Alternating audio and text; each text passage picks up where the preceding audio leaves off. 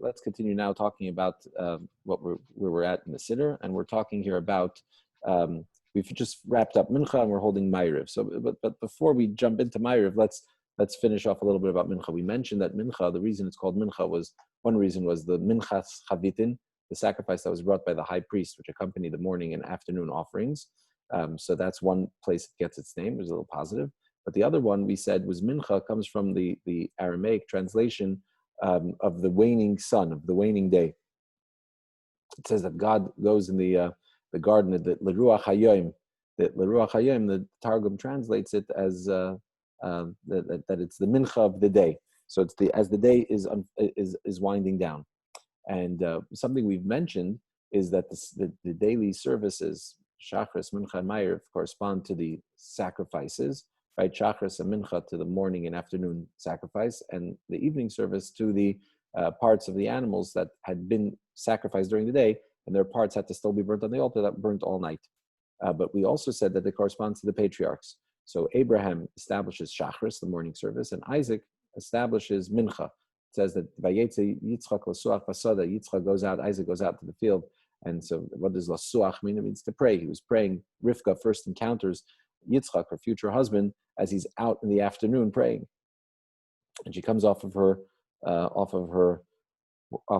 camel. There's a joke about what it says, that the verse says that Rivka sees a man out in the field and he's praying, and she asks Eliezer, the servant who came to find her, to find the match for his master, for Isaac. She asks him, who is that? So Eliezer says, that's Isaac, that's your future husband.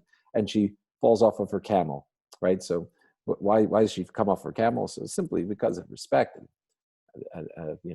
but one of the explanations given is, because not a real explanation, just a cute little thought, is that Abraham had established Shachris, right? So we knew at that time, when Rivka was alive in the world, that there was a morning prayer, but she had never heard of an afternoon prayer. It hadn't been established yet. That was established by Yitzchak that very day. So when she sees her future husband standing and praying in the afternoon, she thought he's still praying Shachris. She couldn't believe it. She fell off her camel. What is this man doing praying the morning service late in the afternoon? And in fact, that's the source we have for Isaac establishing Mincha, the afternoon prayer. And it's appropriate that Abraham establishes Shachris and Isaac establishes Mincha. Why? Because Abraham Avinu, Abraham, corresponds to kindness, to chesed. And Abraham's life was, even with all its challenges and trials and tribulations, but represented kindness. He was abundantly wealthy. He had great influence. He was hospitable, and everybody knew of his kindness from far and wide, and everybody respected and revered Abraham. Isaac, on the other hand, embodies divine severity or judgment, gevura. Yitzchak himself was a sacrifice. It was almost completely consumed, killed on the altar. Yitzchak represents severity and judgment and awe of God, self-sacrifice. His life as well was challenged. His wealth was challenged by people that were jealous of him. As well as his property was contested. So Isaac represents judgment.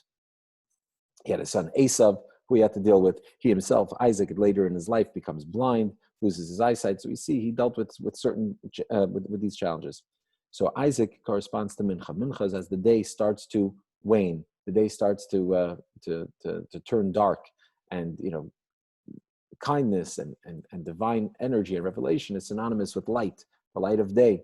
Whereas challenges and trials and tribulations, pain, sin, all of that is sort of synonymous with the concept, the notion of darkness, right? So good and light somehow go together, and darkness and evil somehow go together. So it's in the afternoon, the end of the day, when we need to dig in, when we need to have self-sacrifice, when we need to overcome those hurdles and those challenges. That's where Isaac steps in and establishes the Mincha prayer, which is why Mincha has to be recited with extra concentration. It's a short prayer.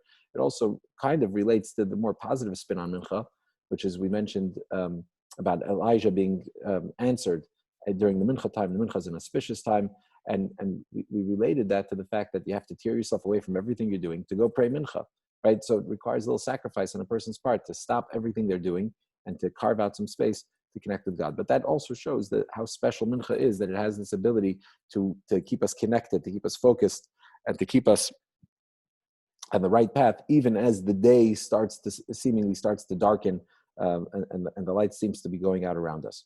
So that's Mincha. And that will transition us into the evening service, into Ma'ariv. So Ma'ariv, of course, is recited at night. Arvit is recited at night after dark. And darkness, we know, as I just mentioned, synonymous with evil in a way, with challenges, with concealment, with not seeing godliness. And so it's appropriate that we open the evening service on page 118 with V'hu, with that opening passage of V'hu.